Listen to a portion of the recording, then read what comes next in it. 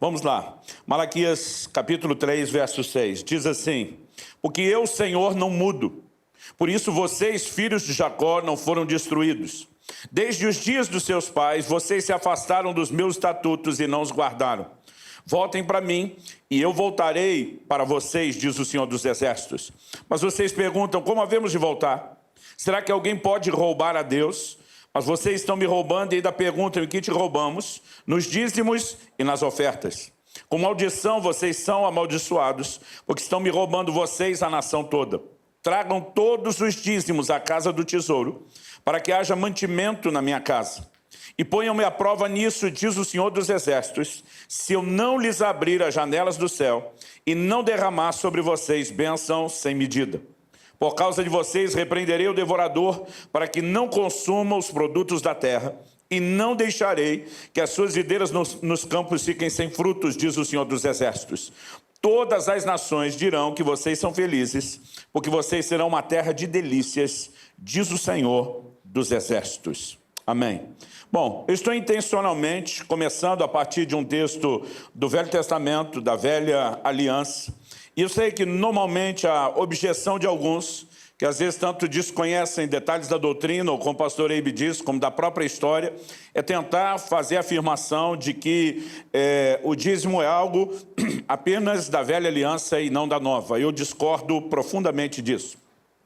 Em Mateus, quando olhamos o ensino de Jesus, em Mateus 22, 21, quando questionam a Jesus se era lícito pagar o tributo a César, a resposta de Jesus foi a seguinte: me mostrem aí um denário. Quando eles mostram a moeda, Jesus pergunta de quem é a imagem esculpida na moeda. Eles respondem, de César. Então Jesus diz, dai a César o que é de César, e o assunto poderia estar resolvido. Mas Jesus acrescenta e diz, e dai a Deus o que é de Deus. Até porque ele sabe que quem tenta dar uma de esperto com César, normalmente tenta dar uma de esperto com Deus. O que Jesus está dizendo é que assim como César, figurando o Império Romano, e hoje você pode trocar a figura pelo leão, nós estamos falando de imposto, assim como César tem direito a uma fatia proporcional à sua renda e aos seus ganhos, Jesus afirma que Deus também tinha uma fatia proporcional ao rendimento de cada um. Em toda a Bíblia você não vai encontrar nenhum outro nível de contribuição que siga essa lógica, assim como a do imposto que era proporcional. Em Mateus 23, 23, Jesus confrontando os fariseus, e é interessante que normalmente você não vê Jesus elogiando os fariseus. Mesmo quando eles estavam fazendo a coisa certa, normalmente Jesus destacava o fato de que eles estavam fazendo do jeito errado. Por exemplo, em Mateus 6, Jesus fala do fato deles orarem, jejuarem, darem esmolas, e essas coisas em si não eram erradas. Mas Jesus aponta que a forma como eles faziam era errada. Mas o único momento onde você não vê Jesus criticando esses camaradas é quando o assunto é o dízimo. Em Mateus 23, 23, aliás, Jesus não fala nem de estarem fazendo a coisa errada e nem de estarem fazendo do jeito errado. Jesus apenas faz a seguinte declaração: ai de vocês, escribas e fariseus hipócritas, porque vocês dão o dízimo da hortelã, do endro e do cominho, e desprezam os preceitos mais importantes da lei, a justiça, a misericórdia e a fé. Vocês deviam fazer essas coisas, dizimar até a horta de casa, sem omitir aquelas. Jesus não diz, vocês estão errados por dizimarem. Ele diz, vocês são tão cuidadosos nessa área, mas estão sendo omissos em outra. Ele diz, não deveriam mudar isso, embora, obviamente, vocês estão usando aquilo como uma justificativa para serem omissos nessa área. Mas acredito que o maior argumento, e eu quero de propósito deixá-lo para o fim, é uma declaração muito clara para mim, muito nítida, que nós vamos encontrar no livro de Hebreus. Mas antes de chegar lá, eu gostaria de dar uma volta. Literalmente, quero dar uma volta com vocês hoje. Por quê? Quando você olha para esse texto de Malaquias e você vê o posicionamento de Deus, a maneira como Deus está lidando com a nação de Israel, o conteúdo da sua fala, o posicionamento de Deus. Eu me lembro de, alguns anos atrás, tinha escrito a primeira versão daquele livro, Uma Questão de Honra. Nessa primeira versão, eu não tinha o capítulo que nós tratamos do assunto que eu vou falar hoje. Mas eu lembro que o material estava na gráfica, já rodando, e eu estava meditando nesse texto de Malaquias e dizendo, Senhor, tem alguma coisa a respeito do dízimo que eu ainda preciso entender. Eu nasci e cresci num lar cristão, graças a Deus, e como testemunha esses dias, aprendemos com nossos pais, tanto por preceito como, por exemplo, a dizimar tudo, toda e qualquer forma de renda, de ganho, ao longo, de toda a nossa vida. Nós fomos instruídos, praticamos, vimos as bênçãos do Senhor, mas muitas vezes eu olhava e dizia, Senhor, essa dimensão de promessa aqui, de uma bênção assim, sem medida, não é o que a maioria está vivendo. E muitas vezes eu dizia para Deus, alguma chave, alguma peça no quebra-cabeça está faltando para que a gente possa entender aquilo que nós explicamos ontem, que é fazer a coisa certa do jeito certo, não apenas com o coração correto, mas com um entendimento, com um alinhamento. E eu lembro que eu estava num processo que eu chamo de meditação, é ficar lendo e relendo muitas vezes o mesmo texto, aí eu leio de novo, aí eu leio mais, aí eu oro e leio outra vez, e oro de novo, e fico conversando com o texto, até que num determinado momento o Espírito Santo falou ao meu coração. E ele me perguntou, a respeito de quê, exatamente? É a demanda que eu, por meio do profeta, estou abrindo com a nação de Israel. Algo que eu já aprendi com o tempo é que Deus não pergunta nada para saber a resposta, Ele sabe tudo. E normalmente pergunta para nos fazer pensar a respeito do assunto. E quando Ele fez a pergunta, eu voltei a olhar, examinar o texto com muita calma, e falei, Deus, me parece que o ponto-chave aqui da demanda que o Senhor está abrindo com a nação de Israel é uma discussão em torno de propriedade. O Senhor está acusando o povo de apropriação indevida. Comecei falando bonito, com a linguagem caprichada. Em algum momento eu esculhambei e falei, estão metendo a mão no que é teu. Então o Senhor está acusando os caras de apropriação indébita. No momento que eu só falei isso, parece que a ficha caiu. É impossível você discutir o assunto de propriedade de Deus na Bíblia sem esbarrar na doutrina que eu chamo de a espinha dorsal da revelação bíblica, que é a doutrina da redenção. Eu não sei o que é que vem à sua cabeça quando você ouve a palavra redenção. Quando eu era garoto e ouvia muito isso na igreja, eu imaginava perdão dos pecados, salvação, escapar da perdição, da condenação eterna do inferno, ir para o céu, e tudo isso são desdobramentos da obra da redenção, mas não é a definição do que é redenção. A verdade é que redenção fazia parte não apenas da vida espiritual, redenção fazia parte da constituição que a nação tinha. A lei de Moisés não era apenas a Bíblia daquele povo, era a constituição que regia uma nação. O livro de Ruth, por exemplo, é uma história de redenção. Como Boaz, parente de Noemi, se torna o resgatador dos bens da família, o que incluía a responsabilidade de se casar com Ruth. Aquela história toda é uma história de redenção.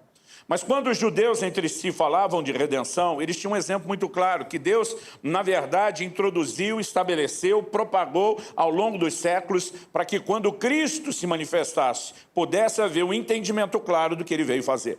Quando Efésios 1,7 diz, nele, em Cristo, temos a redenção do seu sangue, aí sim nós temos uma aplicação de ordem espiritual, de algo que era natural. Agora, quando o judeu falava, quando o hebreu falava de redenção com o outro, todo mundo entendia, porque era algo cultural.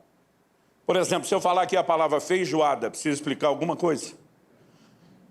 Já houve época em que a gente dizia que isso era propriedade dos cariocas, Agora, assim como o churrasco já virou propriedade nacional, Aonde você anda, todo brasileiro sabe o que é feijoada. Eu nunca imaginei na vida que um dia alguém me perguntaria o que era feijoada. Até que um dia recebemos um pregador que veio de outro continente. E ele me disse que gostaria muito de comer um prato típico brasileiro. Eu falei para ele, nós vamos fazer uma feijoada. Ele me olhou e perguntou, o que é feijoada? Eu fiquei em choque. Eu esqueci que o negócio é nosso, É nacional, não é mundial. E eu comecei a responder para ele. Eu falei, olha, é um prato à base de feijão. Ele me olhou e falou, só feijão? No país deles, eles não comem feijão como a gente, Eles comem feijão, talvez como a gente come lentilha, grão de bico. Aí ele falou, só feijão? Eu falei, não, também tem carne. Aí ele fez a pergunta que não devia, que tipo de carne? Eu falei, então, deixa a gente fazer o prato, depois eu te dou a receita toda. Ele olhou para mim e falou, fui instruído a não confiar em você. Isso é o que dá para voltar com os amigos, a notícia espalha. Aí ele falou, que tipo de carne? Eu falei, cara, eu realmente prefiro só que você prove. Ele falou, que tipo de carne? Ele foi insistindo, falei, porco. Quando eu falei porco, ele já torceu o nariz, no país dele eles quase não comem porco. Aí ele fez a pergunta realmente proibida. Que parte do porco? Eu falei, então... Gente, eu fiz de tudo. Tentei explicar da melhor forma possível. Ele dizia, não como, não adianta fazer que não como. Mesmo assim, mandei fazer. Graças a Deus, não mandamos fazer só aquilo, né? Mandei fazer, falei, na hora que ele olhar para a feijoada olhar para ele, vai rolar um clima, alguma coisa vai acontecer. Mas ele olhava aquilo, olhava para mim e dizia, não como. E até hoje ele não sabe que ele perdeu o momento profético da visitação de Deus na vida dele. Ele não sabe o galardão que ele jogou fora. Mas por que eu estou falando isso? Quando nós brasileiros falamos de feijoada, não precisa explicar. Quando o estrangeiro, totalmente fora do contexto, ouve, a gente tem que explicar. Quando os hebreus falavam de redenção entre eles, era como a gente falar de feijoada.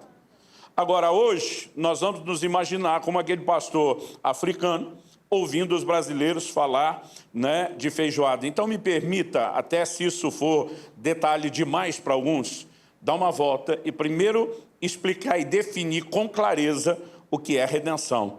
Para só depois disso, então, a gente enveredar, né, para aplicação de redenção na nossa vida e depois fazer a relação que eu quero fazer aqui hoje. Então, Levítico 25, 25, se você puder, leia comigo. Levítico 25, 25. Eu tenho 2 voluntários previamente contratados, contrato assinado e tudo mais para me ajudar numa ilustração. Eu vou pedir que eles venham para cá. Mas vamos ler primeiro Levítico 25, 25. Diz assim, se alguém do seu povo empobrecer e vender alguma parte das suas propriedades, então virá o seu resgatador, o seu parente, e resgatará o que esse irmão vendeu. Vamos fazer uma pausa? Pode subir aqui. Murilo e Arthur, é isso, né? Murilo, você fica aqui à minha esquerda. Parece que eles colocaram até um sinal para você ali. Arthur, você fica aqui. Eu vou mudar o nome de vocês para a gente tentar ambientar a história nos moldes do que era no Antigo Testamento. Deixa só resumir. O texto fala de alguém que chegou ao ponto de empobrecer, vendeu as suas propriedades. Havia algumas formas de se recuperar isso. O ano do jubileu, que acontecia a cada 50 anos, né, exigia, era uma determinação divina, toda dívida era perdoada, todo escravo saía livre, toda propriedade voltava a seu dono. Mas isso acontecia uma vez a cada 50 anos, 2 vezes no século apenas. Então, eu quero que você tente imaginar um desenho aqui, né? E eu vou começar mudando o nome do Murilo para Benjamin, só para eu te chamar de Benja. Eu não sei, além de seu nome bíblico, eu acho muito legal, Benja, o apelido. Então, a partir de agora, ele é Benjamin, né? O Arthur nós vamos deixar lá, vai pensando no nome de judeu, de hebreu, do Antigo Testamento que te interessa. Talvez a gente negocie, senão eu escolho um para você. Então, imagina Benjamin, é um cara assim, empreendedor, né? Um camarada que realmente tem recursos, que tem condições financeiras, próspero, né? E além de tudo isso, meu primo, de 2º grau e meio, mas meu primo. Um dia eu procuro o Benja e digo para o Benja, então, Benja, o negócio é o seguinte, estou sentindo, linguagem de crente, né? Estou sentindo, que as coisas bem vagas, que quem investir no plantio do trigo vai, como diz o povo aí fora, lavar a égua de ganhar dinheiro. Aí eu digo para ele, então, você sabe que eu tenho todo o know-how da coisa, eu tenho trabalhadores, né? Eu tenho mão de obra, eu tenho campo, eu tenho tudo, né? Tenho os canais para escoar toda a venda, só não tenho o que você, bem, já tem sobrando, grana, money, dinheiro, bufunfa. Aí eu chego para ele e digo, olha, quero te fazer uma proposta. Você não quer fazer uma sociedade comigo? Você entra com investimento, eu entro com toda a mão de obra e o gerenciamento, e no final nós dividimos os poderosos lucros meio a meio, né? Ele olha para mim e diz o seguinte, meu querido, não cheguei onde cheguei financeiramente, correndo riscos. O que você vê como uma grande oportunidade de lucro, para mim é uma grande possibilidade de problema. Não, mas o trigo está alto. Ele disse, está alto, criatura, porque tem demanda e não tem, né, fornecimento. Por quê? Porque não é hora de plantar trigo, ninguém está plantando. E é arriscado, porque a chance de dar errado é maior do que a de dar certo, embora se der certo, pode dar muito negócio. E aí eu tento, convenço ele, ele chega para mim e fala, olha, o negócio é o seguinte, não me interessa ser seu sócio. Agora, se você quiser emprestar o meu capital para correr o risco por conta, eu vou estabelecer uma taxa módica de 20% ao juro por semestre. o que já para a época era uma roubalheira enorme.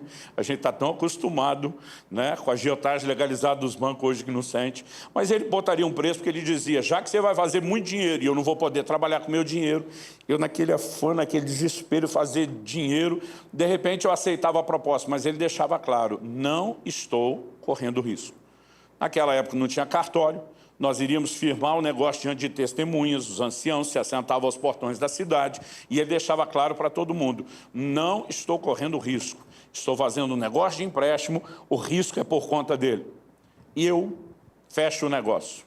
Bom, na hora que não deveria chover, choveu. Na hora que era para chover, não choveu.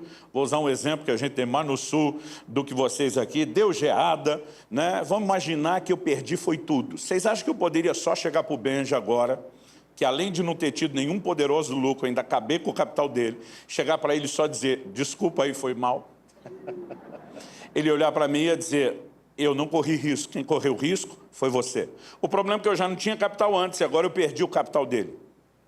Como ficaria a minha situação diante dessa dívida? Não havendo condições de pagar a dívida, todos os meus bens, e os bens, já que não tinha trator, naquela época era boi, jumento, cavalo, os bens envolviam também escravos, que eram parte da mão de obra antiga, tudo que eu tinha, as terras, tudo passaria para ele. E não sendo suficiente, vamos supor que nesse caso não era, eu seria entregue com a minha família como um escravo pelo pagamento da dívida. A partir do momento que isso acontecesse, quais eram as minhas chances de deixar de ser escravo, desconsiderando a morte, imaginando que eu ainda quisesse ter liberdade? Bom, em primeiro lugar, se eu pagasse minha própria dívida, mas já fui escravo porque não tinha como pagar, isso está eliminado. Segunda possibilidade, Êxodo 21, de se um hebreu, né, escravizasse outro hebreu, isso tinha que acontecer por no máximo 6 anos, no 7º sairia livre. Mas eu tive a infelicidade de nascer em Edom, o país vizinho, né, o que hoje é Jordânia, e não se aplicava a mim. Então, a última coisa, né, que me sobrava, o ano do jubileu, que vinha a cada 50 anos. O problema é que o último jubileu tinha acontecido há 5 anos atrás. E o próximo é só daqui 45. Eu estou com 48, daqui 45 estaria com 93, 93 não quero mais ser livre, quero ele cuidando de mim até a morte. Então, sem essas opções, o que me sobrava? Redenção. E aqui que nós vamos dar uma pausa, deixar o Benja de lado e entrar com tu. Já pensou no nome que você cria? Pode ser Abraão, só para nós te chamar de Eibe. Fazer uma média com o chefe ali, o que você acha? Hã? Abraão era um cara rico, mas rico, gente, que até hoje, desde aquela época, ainda estão fazendo inventário de tanto patrimônio que tinha. Ele era muito mais rico que o Benja. Na verdade, eu cheguei a tentar, né, dar uma encostada por aqui, tentado a proposta de sociedade, o empréstimo antes. Na verdade, ele era um primo até um pouco mais próximo do que, né, o Benja, mas aqui ele já me deu o corte logo de cara, dizendo, não faça isso, é bobagem, eu não vou ser cúmplice da sua burrice. Eu tinha pedido, pelo menos empresta o dinheiro, ele falou também não, você vai acabar com a sua vida, deixa essa ganância de lado, não é hora de tentar, né, fazer dinheiro tão rápido como você. Ele deu todos os avisos. Eu fui insensato, não ouvi, falei, não quer fazer, tem quem queira. E foi quando eu vim e entrei na enroscada aqui com o Benja. Agora que esse tempo passou, logo que tudo aconteceu e eu fui como escravo, primeiro, meu primo Eibe está me olhando com aquela cara de que todo marido sabe que quando a mulher diz algo, ele não ouve, é uma chance enorme de terminar. Se ela não falar, mas terminar, no mínimo com ela te olhando com aquela cara de eu falei, eu te disse. Primeiro ele está só assim, depois ele fica olhando e dizendo, cara, o que meu primo fez com a vida dele? O problema é que não foi só com a vida dele, foi com a família, foi com a mulher, com os filhos, todo mundo como escravo. Mas no início o coração dele também endurecido, com raiva, ele falou, mas foi teimoso, eu tentei ajudar, o miserável não me ouviu, aconteceu aquilo tudo, mas os meses estão passando. E o coração dele, aos poucos, começou, eu não diria nem amolecer, desendurecer. Foram 6 meses, 1 ano, ele com uma dor enorme, 1 ano e meio, quando aperta 2 anos, ele não aguenta, algo no coração dele aperta. E ele decide se levantar como meu resgatador, ou redentor. O que ele faria? Ele iria até o Benja e perguntaria para o Benja, quanto é que meu primo lhe deve? O Benja, com bom homem de negócio, diria, na época era tanto, agora corrigido já está em tanto. né? Quando ele desse o preço ajustado, meu outro primo mais próximo, Abe, diria, olha, eu vou pagar a dívida dele. E no momento em que ele pagasse a dívida dele, todo o vínculo que foi criado entre nós por conta da dívida desaparecia. A partir do momento que ele metesse a mão no bolso e pagasse a dívida, eu deixava de ser escravo do Benja. Todas as propriedades, os bens passaram para ele, já não era mais dele, porque isso tudo foi dado por conta de uma dívida que agora foi saldada. Agora, isso significa o quê? Que a partir desse momento eu era livre? Não. A partir desse momento, meu outro primo tinha me comprado, ele era meu dono, eu passava a ser escravo dele, todas as propriedades, na verdade, pertenciam a ele. Mas, pastor Luciano, isso não era trocar os 6 por meia dúzia? É aí que é o ponto de diferença. O Redentor tinha que ser um parente mais próximo, porque iria tratar aquele que ele adquiriu como família e não como escravo. Aliás, ele podia comprar mais e melhores escravos, mais e melhores terras do que nessa negociação. Isso não era uma negociação interessante do ponto de vista financeiro. Era uma manifestação de misericórdia. Logo, embora ele fosse meu dono, ele não necessariamente me oprimiria como um escravo, que talvez o primeiro, amargurado pelo prejuízo que eu lhe dei, pudesse fazer. Essa era a operação de redenção que acontecia nos moldes do Velho Testamento. Eu queria agradecer a participação do Abe, do Benjamin, eu já estou acreditando, do Murilo e Arthur. Muito obrigado, uma salva de palmas para eles. Eu liberei eles antes, porque alguns que me ajudaram nessa ilustração não gostaram do desfecho, então vou deixar de genérico. Mas tenta imaginar que tem um Abraão aqui e um Benjamim aqui ainda. Com essa cena que eu te apresentei, eu quero que você entenda por que a Bíblia diz que nele, em Jesus, nós temos a redenção pelo seu sangue. Qual foi o problema da humanidade? Quando o homem pecou, o que exatamente aconteceu? Nós sabemos que o homem se desconecta de Deus, existe a separação por causa do pecado, a queda. O que normalmente nós não paramos para pensar são os desdobramentos ou as consequências. Em 2 de Pedro, no capítulo 2, no versículo 19, a Bíblia diz que quem é vencido em algo, quem é vencido por alguém, se torna escravo daquele que o vence. No momento que a humanidade cede a proposta de pecado lá no Éden, algo aconteceu. Não apenas o homem se desconecta de Deus, mas a própria filiação divina, o direito, que Deus tinha sobre a criação se perde e o homem se tornou escravo de Satanás.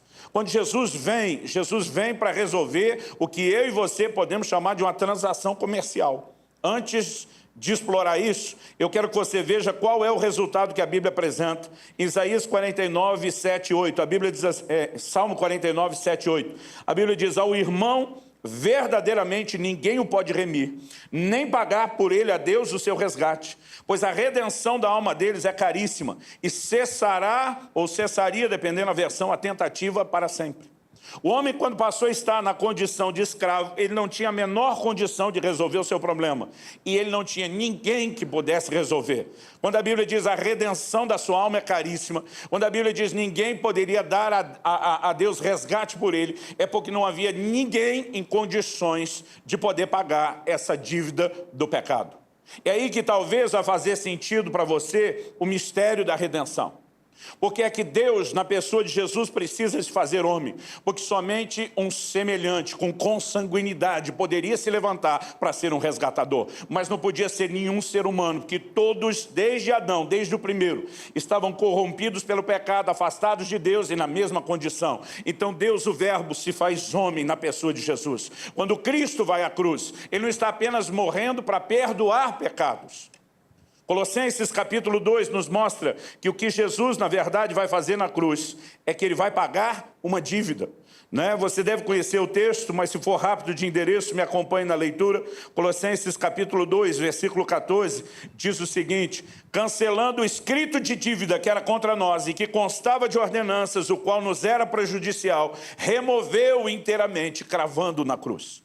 Não foi apenas o corpo de Nosso Senhor que foi cravado na cruz. O escrito de dívida, aquilo que determinava esse padrão de escravidão, foi pregado na cruz.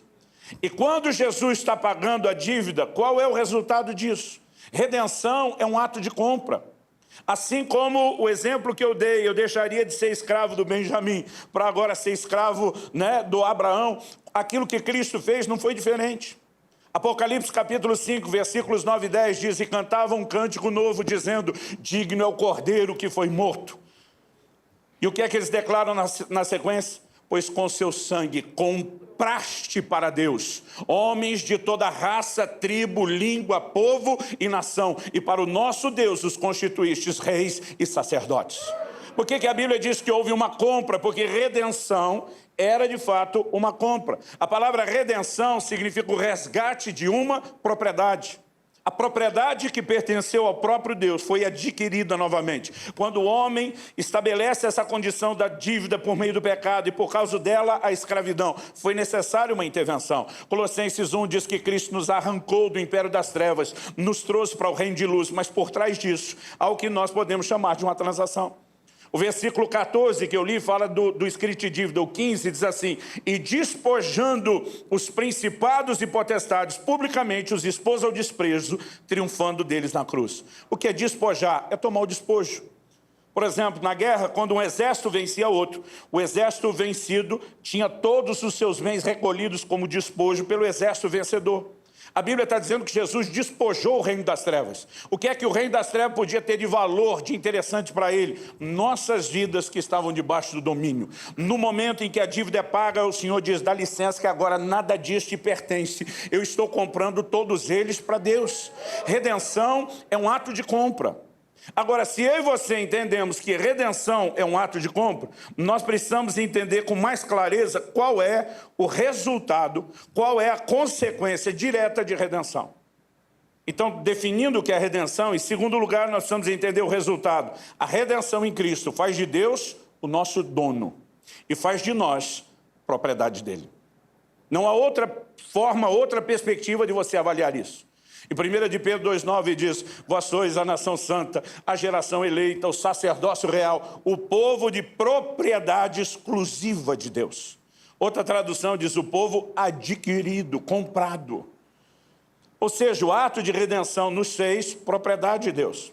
Quando Paulo está naquele navio que acaba naufragando, vai parar na ilha de Malta, ele se levanta num determinado momento para falar de uma visão que ele teve de um anjo de Deus. Em Atos 27, 23, ele diz assim: o Deus de quem eu sou e a quem eu sirvo, de quem eu sou, pertenço, a quem eu sirvo. Hoje a gente usa o termo servo, né, quase para indicar status de espiritualidade. Já fui apresentado para pregar em alguns lugares. Interessante que às vezes os caras são animados, pastor. Outro dia teve um parecido, aqueles apresentador de rodeio. Está conosco o pastor Luciano Subirá, servo do Deus Altíssimo. Eu olhei aquele servo todo, pensei grandes coisas, escravo, né? Está falando assim como se fosse um status. E é o que somos, é o resultado. Então, algo que eu e você precisamos de fato entender. Um dia eu estava pregando o evangelho para um senhor e ele falou: pera lá, pastor. É verdade se eu converter e virar crente com vocês, que 10% do que eu ganho vai ter que ser de Deus, da igreja? Eu falei: não, isso não é verdade não. Ele falou: pastor, não me minto. Eu falei: cara, eu sou pastor, não posso mentir. Aí ele falou para mim: eu sei de fonte segura, de gente lá do seu rebanho, que diz: vocês acreditam que 10% tem que ser de Deus, da igreja? Eu falei: olha, se você está dizendo que é um dos nossos, não vou falar que mentiu, mas no mínimo houve algum engano. Ele falou: tem isso não? Eu falei: tem não.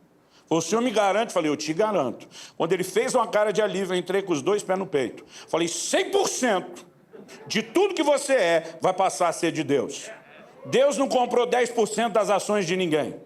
Quando Cristo na cruz realizou um ato de redenção, Ele comprou tudo que você é, tudo que você tem, tudo que você um dia vai ser, tudo que um dia você ainda vai ter. Nós precisamos entender o que é redenção, gente. Certa ocasião, eu olhei para uma pessoa e perguntei para ele: quanto custa o reino de Deus? Ele falou: não custa nada. Eu falei: você está enganado. Ele falou: não, é de graça. Eu falei: é pela graça. Você está confundindo as coisas. Eu falei para ele: o reino de Deus custa tudo que você tem. Ele falou: que Bíblia o senhor lê? Eu falei: não, eu que vou te perguntar qual é que você lê. Mateus 13, 44 a 46, Jesus diz: o reino de Deus é semelhante a um homem que encontrou um tesouro no campo. Movido de alegria, vai e vende tudo que tem para adquirir o tesouro, ou o campo onde há o tesouro. O reino de Deus, ele vem na sequência, é semelhante ao negociante que encontrou uma pérola de grande valor. Movido de alegria, vai e vende tudo que tem. Falei para ele: o reino de Deus custa tudo que você tem. Ele falou: o senhor está querendo dizer que eu tenho que comprar o reino de Deus? Eu falei: não. você não compra nada. Eu falei, você foi comprado. Mas se você entender o que é comprado, você entende que o reino de Deus custa tudo que você tem. Ele falou, como assim? Eu falei, Romanos, capítulo 10. A Bíblia diz, se no teu coração creres que Deus ressuscitou a Jesus dentre os mortos, e com a tua boca confessares a Jesus como Senhor, será salvo. A gente inventou que tem que confessar Jesus Salvador. A Bíblia não diz isso. A Bíblia diz que nós temos que confessá-lo Senhor. Mas Ele não é Salvador? É. Se nós o confessamos Senhor, a gente vai ser salvo. É Ele que nos salva, Ele é Salvador. Mas o objeto da confissão não é Salvador, é Senhor. A palavra Senhor é fraca na língua portuguesa.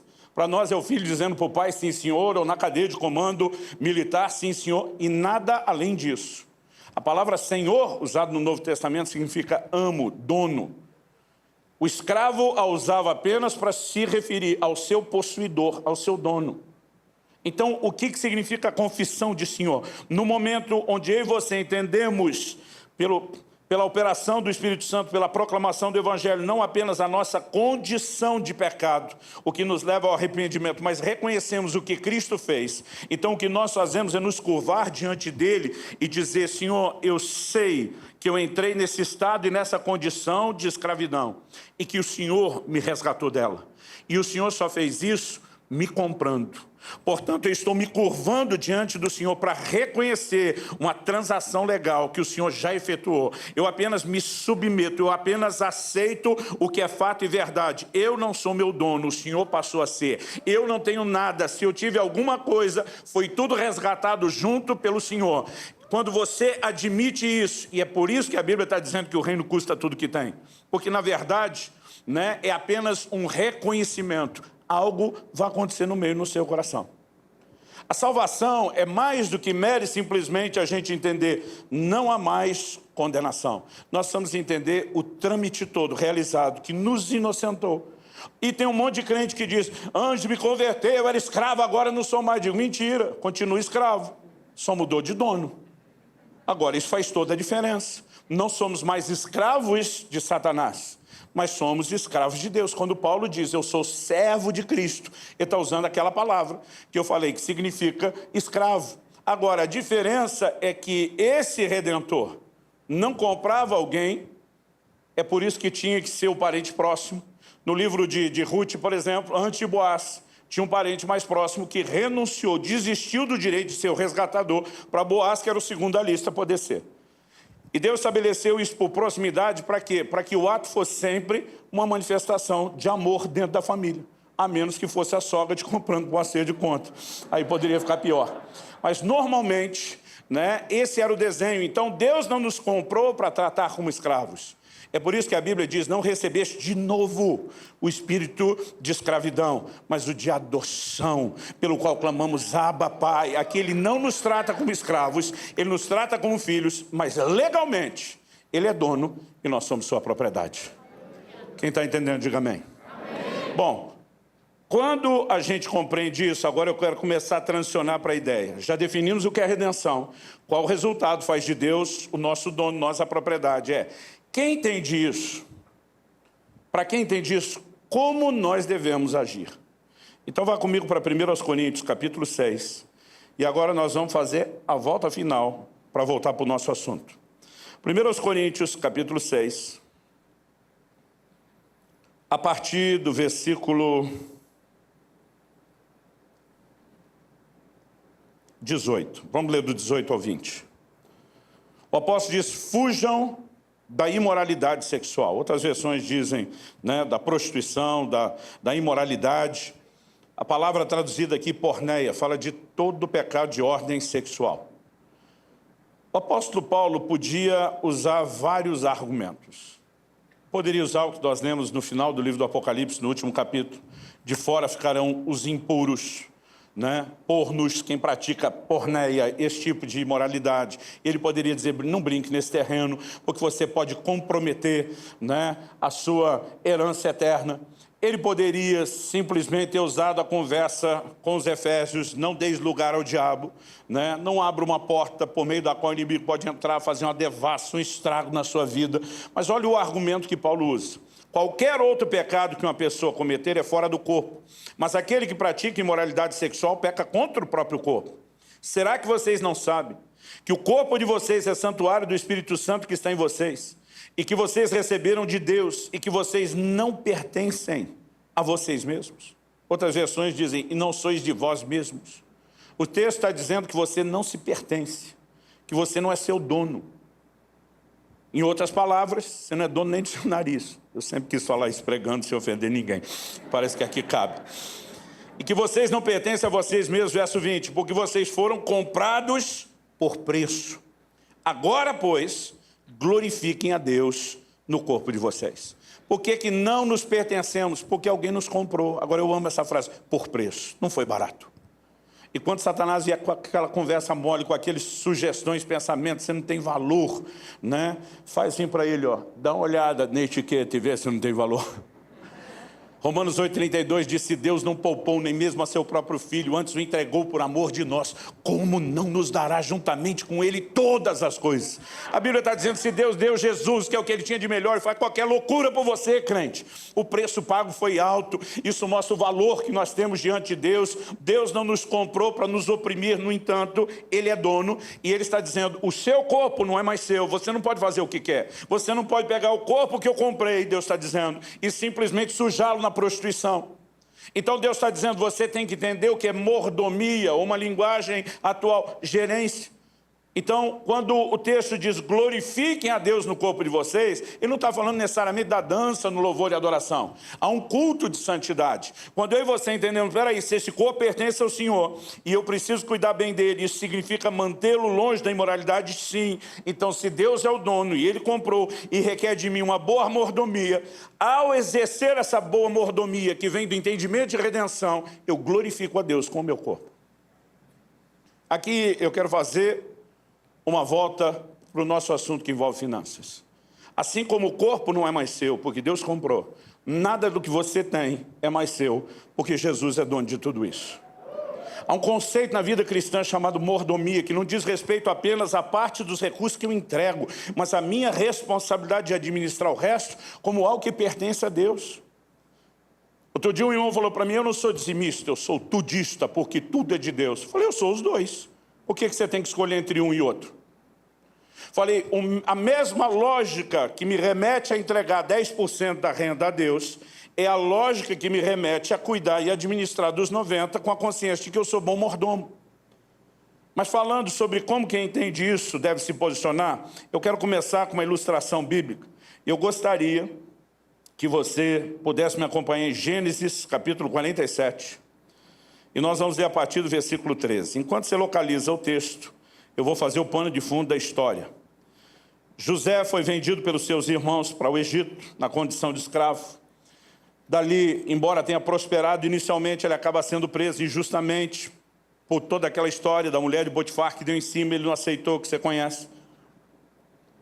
Na prisão, ele interpreta sonhos, o que posteriormente o leva a ser chamado por Faraó, e ele interpreta os sonhos de Faraó, de que viriam 7 anos de muita provisão e prosperidade, mas que depois deles viriam 7 anos de vacas magras. Ele aconselha o Faraó, baseado na revelação, aproveita, levante um camarada bom para administrar os anos de provisão, trabalhar com estoque e provisionamento para vocês enfrentarem a crise. O Faraó olha para ele e diz, está contratado, garoto. Você é o cara que eu preciso, não apenas visionário, sabedoria do alto, entendimento correto. E passaram-se os primeiros anos de provisão, José prospera, né, no Egito como segundo na linha de comando, até que finalmente chega o período da fome. E é esse o momento que nós vamos ler. Gênesis 47, 3 diz, não havia alimento em toda a terra, porque a fome era muito grande. Assim o povo do Egito e o povo de Canaã desfaleciam por causa da fome. Então José arrecadou todo o dinheiro que havia na terra do Egito e na terra de Canaã, pelo cereal que comprava, e o recolheu à casa de Faraó. Você consegue imaginar isso? Recolher todo o dinheiro, acabou o dinheiro em circulação. Aí o texto diz o seguinte, verso 15, quando acabou o dinheiro na terra do Egito e na terra de Canaã, todos os egípcios foram a José e disseram, queremos comida, porque o Senhor nos deixaria morrer em sua presença só porque o dinheiro acabou? José respondeu, se vocês não têm dinheiro, traga o seu gado. Em troca do gado, eu lhes darei comida. Né? Em outras palavras, José diz, Se o problema é falta de liquidez, vamos começar a negociar os bens, vamos fazer outro tipo de negócio. E o texto diz o seguinte, né, que, verso 17, então trouxeram o seu gado a José, e ele lhes deu mantimento em troca de cavalos, rebanhos, gados, jumentos, e José o sustentou aquele ano em troca de todo o gado deles. 18. Tendo acabado aquele ano, foram a José no ano seguinte e lhe disseram, não podemos esconder do meu senhor que o dinheiro acabou e que o meu senhor já é dono dos animais. Nada mais nos resta diante de meu senhor, a não ser o nosso corpo e a nossa terra. Porque o Senhor nos deixaria perecer em sua presença, tanto a nós como a nossa terra. Compre a nós e a nossa terra em troca de mantimento, e nós e a nossa terra seremos escravos de Faraó. Dê-nos semente para que vivamos e não morramos, e a terra não fique deserta. Eles partem da seguinte lógica, é melhor ser um escravo perdendo a liberdade e continuar vivo, do que em nome da liberdade morrer de fome. Então eles disseram, olha, negócio é o seguinte, não tem mais dinheiro, o gado você já levou, se a gente comprar o pão e não pagar, você vai executar a dívida e vai acabar tirando a propriedade que nós temos, e no final, nossa liberdade, nós seremos dados como escravos. Os caras dizem, vamos adiantar a transação, nós estamos nos vendendo. Estamos vendendo a nossa liberdade, estamos vendendo a nossa terra, porque a partir do momento que você nos comprar, nós trabalhamos para o Faraó é nosso dono, mas agora é ele que nos sustenta. E José fechou a transação. Verso 20. Assim José comprou toda a terra do Egito para Faraó. Ouvi um pastor dizer uma vez que foi a maior transação imobiliária de todos os tempos. O cara comprou o país. Assim José comprou toda a terra do Egito para Faraó, porque os egípcios venderam cada um seu campo, porque a fome era extrema sobre eles. E a terra passou a ser de Faraó. Verso 21. Quanto ao povo, ele o escravizou de uma a outra extremidade da terra do Egito. Então ele comprou não só a terra, como agora comprou o povo. Verso 23.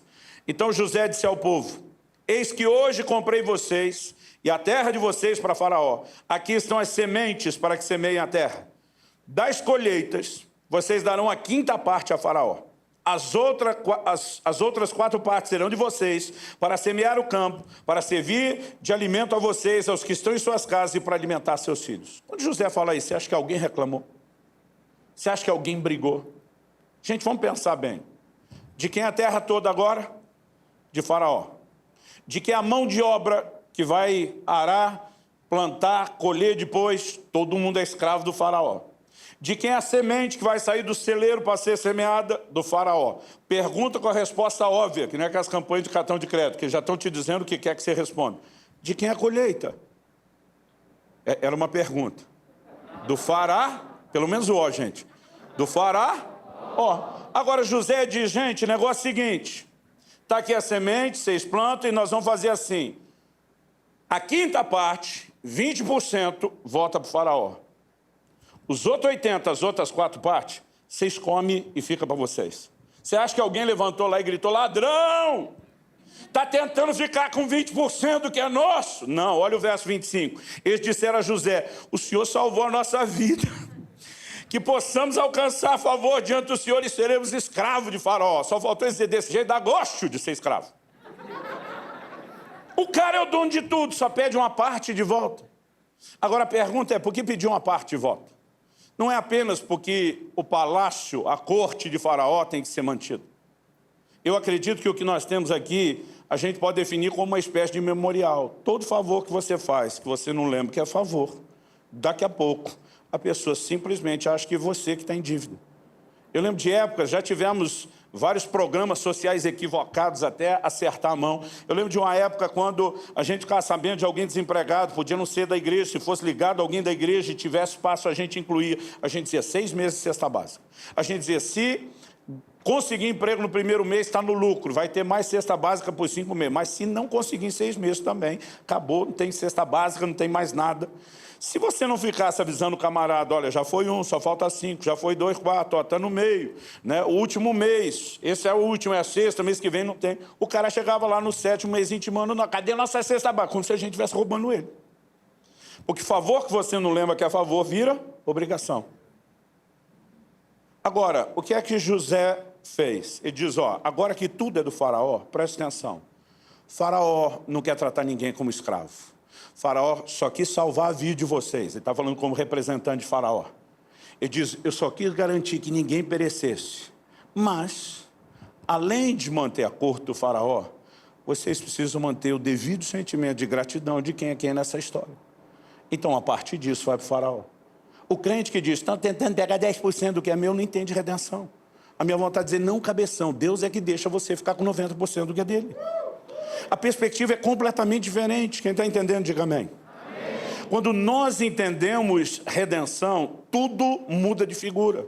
Agora, se Deus é dono de tudo, por que ele pediu uma parte?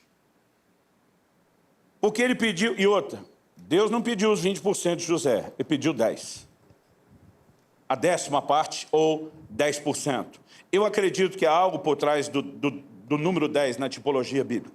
Alguns discutem, né, se na tipologia bíblica o número 10 é número de juízo ou número de prova.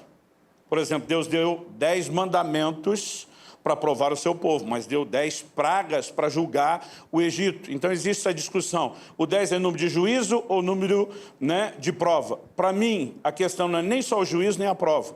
O que é que está por trás das duas coisas? Os 10 mandamentos sendo dados no mesmo momento em que, ou logo na sequência em que Deus deu as 10 pragas. É um ato de redenção. 10 é um número que normalmente está associado à redenção. O Cordeiro da Páscoa, por exemplo, embora seria sacrificado no 14º dia, tinha que ser separado no dia 10. Há uma figura de redenção. Eu, particularmente, acredito que o dízimo não é mera e simplesmente uma forma de manter a casa ou a corte do nosso rei. É uma forma de manter uma atitude de gratidão no coração de todos aqueles que foram comprados por ele e que nunca foram tratados por ele como escravos. É uma forma de manter a ideia e a perspectiva correta. Agora, sabe o que é interessante? Quando o assunto é redenção, algo que você pode ter certeza, Deus defende o que é dele. Por exemplo, no dia da celebração da Páscoa, o Senhor disse, vocês vão colocar a marca do sangue sobre as portas. E o Senhor disse assim, o sangue vos será por sinal. Era o sangue que protegia a casa? Não, o sangue nunca protegeu uma casa. Se protegesse, tinha gente pintando até hoje, não era só umbral. Era a porta, a parede, o telhado, o portão. Aquilo era um sinal. Qual era o sinal? Uma mensagem profética estava sendo anunciada através dos séculos. Um dia, aquele que João Batista apontaria o dedo para dizer, esse é o Cordeiro de Deus, que a Bíblia diz, conhecido antes da fundação do mundo, morrerá por nós. Seu sangue será moeda de compra. Vamos voltar naquela ideia do resgate.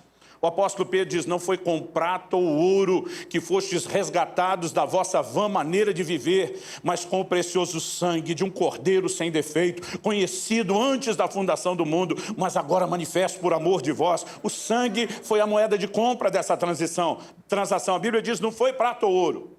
Então, naquele momento, ao colocar o sangue, ele estava anunciando, um dia, o Cordeiro de Deus irá à cruz, ele morrerá em nosso lugar, o seu sangue derramado, porque cada um tinha que responder com a sua vida. É por isso que Deus proibiu o povo, dizendo, não coma o sangue, porque nele está a vida.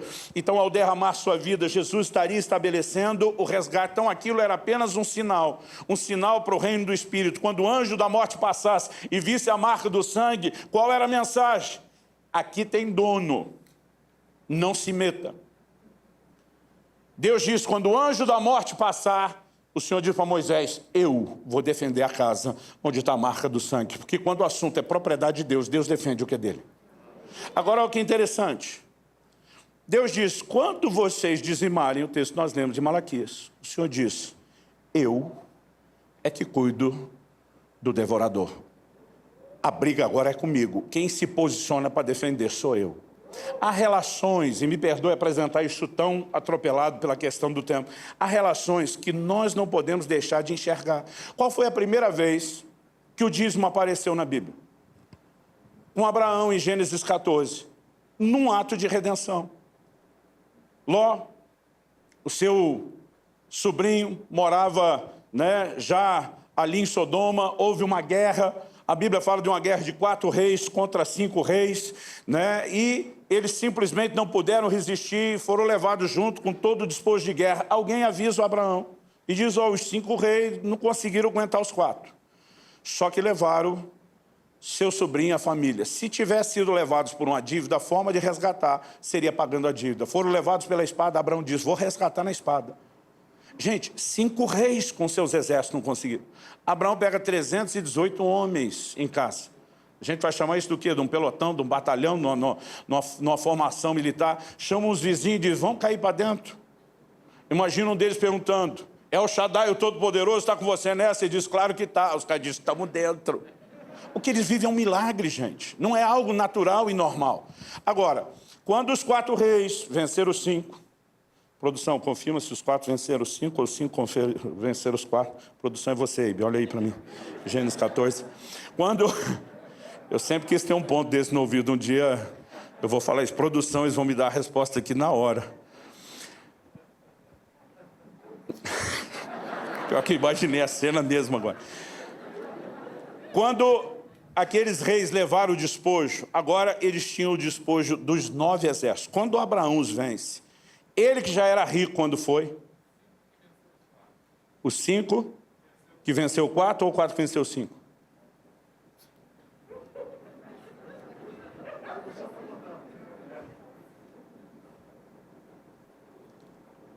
Nós já descobrimos, gente. Eu realmente me confundi agora.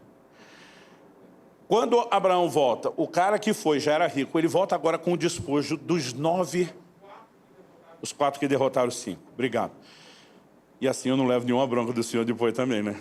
Sobre a sabedoria. Quando Abraão volta agora com isso tudo, o rei de Sodoma vem em encontro dele. E diz para ele, olha, eu sei que é tudo teu pelo despojo de guerra. Não está desse jeito, tá? Isso é só na minha versão. Mas ele basicamente diz, me dá as pessoas e fica os bens. É quase como se ele dissesse assim, o povo, eu não sou rei, você não precisa desse povo para comer o patrimônio, mas está dizendo, é tudo seu pelo direito de guerra. Abraão olha para ele e diz, eu não vou ficar com a sandália do que é teu. Eu não quero ninguém dizendo, eu enriqueci Abraão. Aí, se alguém imagina o rei de Sodoma dizendo, vai devolver tudo, ele diz, tudo também não, que tem uma parte que não é sua. A Bíblia diz que Abraão separa não só o dízimo, mas a 10ª parte do melhor do rebanho, para um sacerdote chamado Melquisedeque, que vem ao encontro dele trazendo pão e vinho. O livro de Hebreus vai nos apresentar Jesus como sacerdote, uma outra ordem, não da tribo de Levi, mas ele é chamado sacerdote segundo a ordem de Melquisedeque. Aquele que vem para instituir uma nova aliança, que será celebrada baseada nesse ritual de pão e vinho. Entendendo isso, vá comigo agora para Hebreus, porque eu fiquei de dar a base bíblica neotestamentária do dízimo no Novo Testamento. Hebreus capítulo 7. O verso 1 começa dizendo, porque esse Melquisedeque, rei de Salém, sacerdote do Deus Altíssimo, foi ao encontro de Abraão, quando esse voltava da matança dos reis e o abençoou. Foi para ele que Abraão separou o dízimo de tudo. Primeiramente, o nome dele significa rei de justiça, e depois também é rei de Salém, ou seja, rei de paz. Sem pai, sem mãe, sem genealogia, ele não teve princípio de dias nem fim de existência, mas feito semelhante ao Filho de Deus. Eu sei que isso aqui dá uma briga na teologia. Alguns dizem que ele é uma teofania, manifestação de Jesus. Outros dizem, não, ele é só um tipo. Quando a Bíblia diz foi feito semelhante, para mim é tipo. Mas independente do que você crê, não vai mudar o que vem na sequência. Foi feito semelhante ao Filho de Deus, permanece sacerdote para sempre. 4. Veja como era grande esse a quem Abraão, o patriarca, pagou o dízimo, tirado dos melhores despojos. Verso 5, ora, os que dentre os filhos de Levi recebem o sacerdócio têm ordem, de acordo com a lei, de recolher os dízimos do povo, ou seja, dos seus irmãos, embora esses sejam descendentes de Abraão. Entretanto, aquele cuja genealogia não se inclui entre os filhos de Levi recebeu dízimos de Abraão e abençoou aquele que havia recebido as promessas. Evidentemente, não há dúvida de que o inferior é abençoado pelo superior.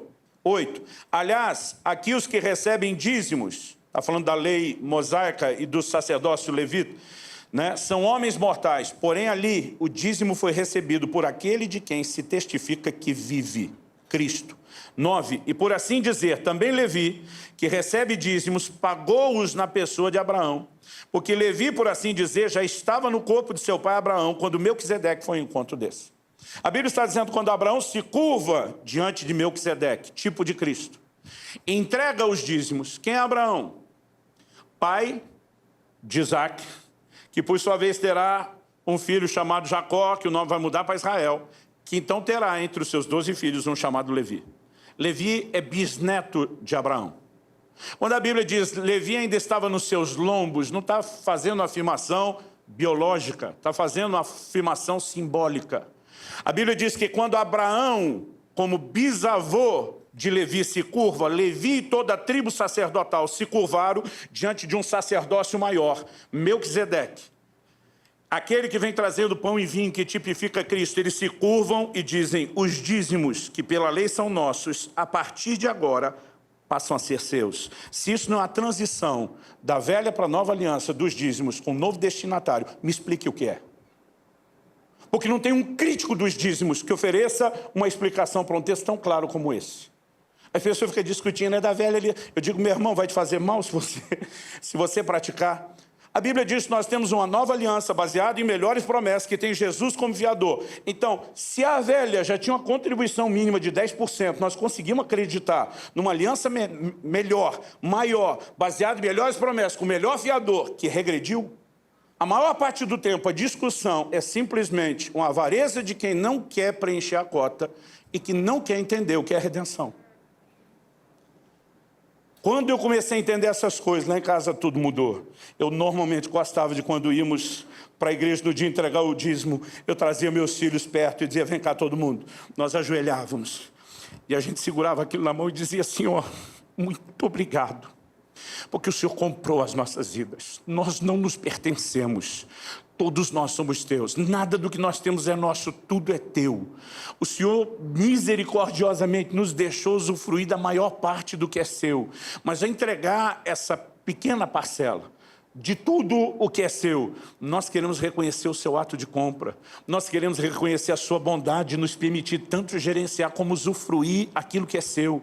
Nesse momento nós estamos declarando algo. Deixa eu te dizer, eu acredito que assim como quando eles colocavam a marca do sangue naquela porta, quando alguém dizima, ele está comunicando uma mensagem no reino espiritual. Essa pessoa não está apenas participando de uma forma de dar manutenção ou até mais do que isso, avanço para o reino de Deus. Ela está colocando um selo de propriedade em tudo que tem. Ela está dizendo para todo o reino espiritual: isso aqui pertence a Deus, isso aqui tem dono. Quem está entendendo, diga amém. Amém. Parece que nosso tempo acabou. Vamos ficar em pé? Eu gostaria de orar com vocês, mas eu preciso falar algo rapidinho antes de terminarmos. Primeiro,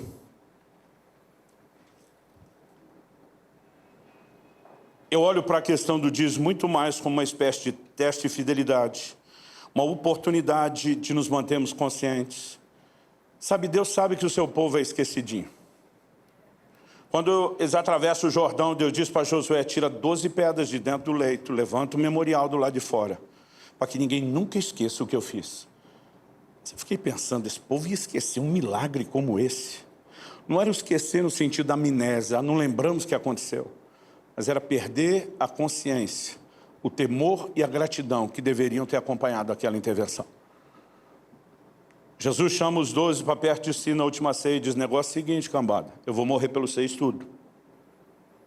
Mas todas as vezes que vocês comerem um pão, todas as vezes que vocês beberem o cálice, eu quero que vocês lembrem.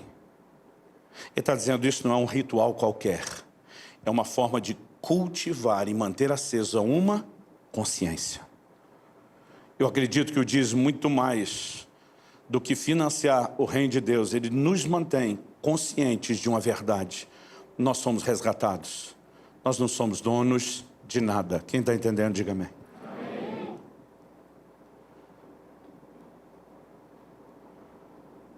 Em Deuteronômio, no capítulo 26, Deus orientou o povo: quando vocês entrarem na terra prometida e colherem os frutos da terra e vierem trazer as primícias, o Senhor disse para eles: vocês vão chegar diante do altar, entregar oferta, vocês vão se prostrar. Ele fala de adoração, do reconhecimento do lugar de Deus, o que nós tratamos na primeira noite. Em segundo lugar, Deus disse: vocês vão se alegrar. Ontem nós falamos da importância também do que é um entendimento de generosidade, né, de nos alegrar naquilo que fazemos. Mas o Senhor disse também o seguinte: então, verso 5, você testificará diante do Senhor seu Deus, dizendo: meu pai foi um arameu prestes a aparecer. Está falando de Jacó quando vivia em Padã-Arã. Ele foi para o Egito e ali viveu como estrangeiro com pouca gente. Ali veio ser nação grande, forte e numerosa. Mas os egípcios nos maltrataram, oprimiram e nos impuseram dura servidão. Clamamos ao Senhor, Deus de nossos pais, e o Senhor ouviu a nossa voz, viu a nossa angústia, o nosso trabalho e a nossa opressão. E o Senhor nos tirou do Egito com mão poderosa, com braço estendido, com grande espanto, com sinais e com milagres. O que era isso? Uma confissão da redenção daqueles dias. Deus está dizendo, quando vocês trouxerem a contribuição, além de reconhecer o meu lugar, minha posição da visão de adoração, além da alegria, eu quero uma confissão, um reconhecimento da obra da redenção. Para mim, o que está por trás do dízimo é mais do que a oportunidade de manutenção da casa de Deus. É uma forma de testemunharmos e celebrarmos a redenção em Cristo Jesus. Quando você olha para todas essas figuras convergindo na obra de redenção, que é consumada no que Cristo faz, qual o sentido de dizer que nada disso continua? Eu sei que há muitos ritos do Velho Testamento que nós não vamos praticar de forma literal. No entanto, quando você vê a maneira como Jesus abordou o assunto, a maneira como isso é tocado, né, no livro de Hebreus, como o pastor Eibe mencionou, as primeiras gerações, nós percebemos que havia todo um temor por trás dessa consciência. Para mim, muito mais importante do que apenas darmos a manutenção no reino de Deus, essa celebração. Um dia, aquela pessoa me falou como eu contente, falou, eu não sou dizimista, eu sou tudista. Eu falei, eu acho que dá para ser os dois. Eu já tive épocas de entregar 80% e ficar com 20%. Um dia eu falei isso, o irmão falou, que dó de você, pastor. Eu falei, você não sabe o tamanho do bolo? Talvez meu 20% era maior do que o seu 90%. Mas a questão é, não importa o quanto você faça. Eu tenho aprendido que a despeito de toda a generosidade, de tudo que vamos fazer pelo reino, pelas pessoas, existe algo naqueles 10% que é uma declaração muito específica do reconhecimento da redenção de Deus nas nossas vidas. Então, como eu disse desde o primeiro dia, o testemunho que nós temos, né, de que vocês têm andado em fidelidade em relação às contribuições. Eu não estou aqui tentando convencer você a fazer algo. Eu estou tentando te ajudar a fazer a coisa certa, da forma certa. Eu consigo usar mais 2 minutos, pastor? Eu creio que o Espírito Santo está me incomodando a falar algo. Em 2005, quando começamos a igreja em Curitiba, eu lembro que logo na semana, no primeiro domingo, tivemos um culto, depois saímos da fase das células e realmente começamos algo. Na segunda-feira, eu fui ter um almoço com um líder que na época já estava há mais de 30 anos na cidade. Eu falei para ele, antes de entrar, eu pedi a sua bênção e agora começamos, eu quero a sua bênção. Como alguém que está estabelecido na cidade, que eu respeito, admiro, comemos juntos, levei ele a conhecer toda a estrutura, né, do nosso começo. Ele orou conosco, aquilo para mim tinha um simbolismo importante. Quando saímos dessa reunião, eles entram no carro para ir embora. Eu e Kelly entramos no nosso carro, tínhamos que pegar as crianças na escola. Quando o Kelly chega pelo lado dela, eu já via pela cara dela que algo não estava bem. Alguém tinha arrombado o vidro do carro, né, e tinha levado, além do nosso CD player lá, o que eu chamava de disqueteira. Era uma bolsa com os CDs de louvor e adoração que a Kelly mais gostava. Quando eu vi aquele negócio, minha primeira reação foi ter uma tristeza com aquilo. Daqui a pouco eu lembrei e falei, peraí, nada disso é meu, é tudo de Deus. Aí eu lembro que eu falei assim, Deus, o senhor viu o que fizeram com o seu carro? Falei, eu não sei o que é que o senhor vai fazer a respeito. Mas se fosse eu, ia para cima dos miseráveis. O senhor aqui é o senhor que decide. Aí virei a estação do rádio para outra sintonia. Falei, diabo, se você não estiver me ouvindo, algum demônio fofoqueiro vai te levar. Eu falei, se você acha que se meteu comigo, você sabe que a história não é essa. Eu falei, eu quase me entristeci, porque às vezes nós somos bestas de achar que as coisas são nossas. Mas na verdade, você arrumou encrenca com o dono de todas as coisas. Eu não sei o que ele vai fazer com você. Mas eu tenho certeza, se tem alguém que vai ficar no prejuízo, é você, não sou eu, nem meu dono. Então eu falei, está dado o recado. Entramos, fomos para a escola pegar Israel. Quando ele veio correndo, Israel e Alice, mas foi Israel que era maiorzinho que reparou, foi o que aconteceu com o vidro. Né? Eu falei, olha, alguém arrombou, quebrou, levou o negócio. Eu lembro a primeira pergunta dele, pai, nós fizemos alguma coisa de errado? Tipo assim, demos brecha para acontecer. Eu falei, não, filho, fizemos nada de errado. Eu, particularmente, não creio na doutrina de que você é crente, suas coisas são intocáveis. Jesus, ensinando seus discípulos, disse, junta tesouro no céu, aqui ladrões roubam e minam, aqui a traça, a ferrugem, corrói, consome. De vez em quando, eu acho que ele precisa até lembrar você que você não é dono de nada. Mas eu também não acho que o diabo pode fazer o que quer com o que é de Deus, porque tinha selo de propriedade naquilo. Então eu falei, meu filho, eu não sei o que vai acontecer daqui uns dias, mas você vai presenciar o que é que Deus faz e como Deus cuida não só de nós, como Deus cuida do que é dele. Aguarde uma reviravolta nessa história. Lá na calçada antes de Israel, uma das coisas que eu falei, depois de ter feito uma declaração para Deus, eu falei para o diabo, falei, se fosse eu, fazia você trazer de volta onde pegou. O que é que ele vai fazer, não sei. A segunda da outra semana eu recebo um telefonema, eu tinha acabado de mudar para a cidade, não divulguei meu número de telefone, ele estava no nome do ministério, oculto da lista. Um dia o telefone toca, alguém diz, é da casa do pastor Luciano Subirá? Eu falei, sim. Ele está, falei, ele mesmo falando. Ele diz, roubaram uns CD e uns DVDs, um CD player e alguns CDs do seu carro, não roubaram? Eu falei, roubaram, eu quero saber como que você sabe disso. Eu não falei para quase ninguém, não fiz BO. Ele falou, porque eu estou com CDs. Eu falei, como que eles foram parar na sua mão? Ele falou, sou um policial, dei uma batida, recuperamos material roubado. Eu falei, como é que você sabe que é meu? Ele falou, está escrito Luciano e Kelly Subirá em tudo. Ele falou, não, é o tipo de produto que tem queixa, que tem relato. Os amigos, na hora da batida, dizem, ó, sua mulher é crente, jogaram o negócio na minha mão. Levei para casa. Ele disse, cheguei em casa, minha irmã estava junto, minha irmã também é crente. E ele disse assim, ela falou, deixa eu dar uma olhada. Quando olhou e viu o seu nome, falou, ixi. Foi ixi o quê? Ela falou, isso é um homem de Deus, eu conheço. Ela falou, se você não devolver, você está debaixo de maldição. Aí, falei para ela, eu nem sei quem é o cara. Ela falou, se vira. Ela falou, bati seu nome na internet, Luciano Subirá, Curitiba, deu um evento na igreja, você pregou. Liguei para eles para entregar lá, foi eles que me deram o seu telefone. Se o senhor me der o endereço, vou levar aí amanhã. Pensei, é ruim. O cara já está com coisa roubada, vou dar o endereço de casa. Falei, passe na igreja.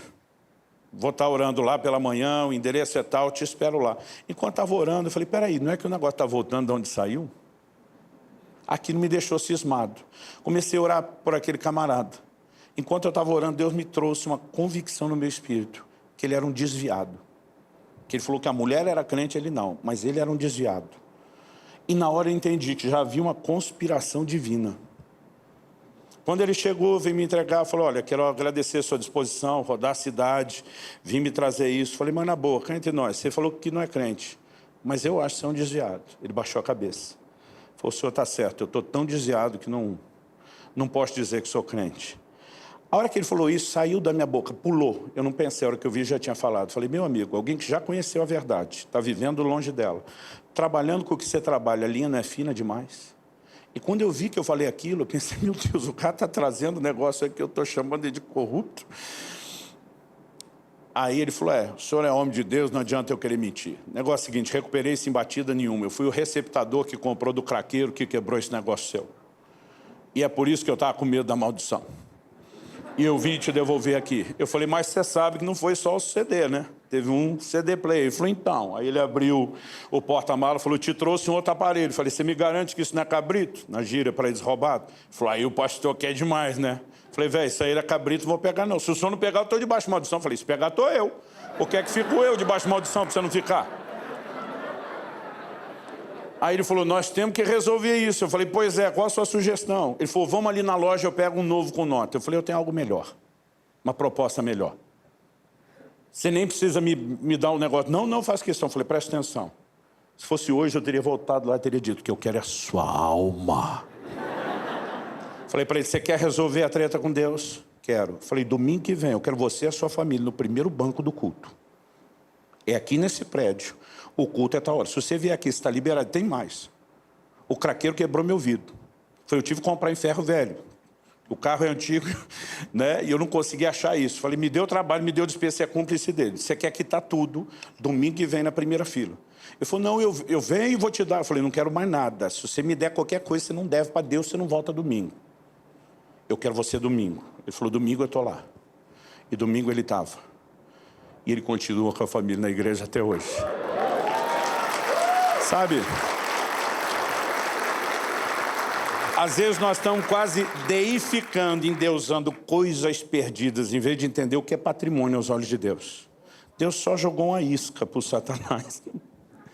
E depois, além de me trazer de volta, restituir tudo de outras formas e muito mais do que veio, nos permitir alcançar pessoas. Mas aquilo abriu meus olhos a um selo de propriedade que nós colocamos sobre tudo aquilo que Deus nos confiou, quando entendemos o que é mordomia, quando andamos nesse lugar. E eu quero te dizer algo extraordinário por trás disso. Pastor, vem terminar isso. Se o senhor orar por último, vão achar que o senhor que demorou. Gente, foi um prazer servi-los do pão sagrado da mesa do Senhor. Amanhã tem mais, até segunda.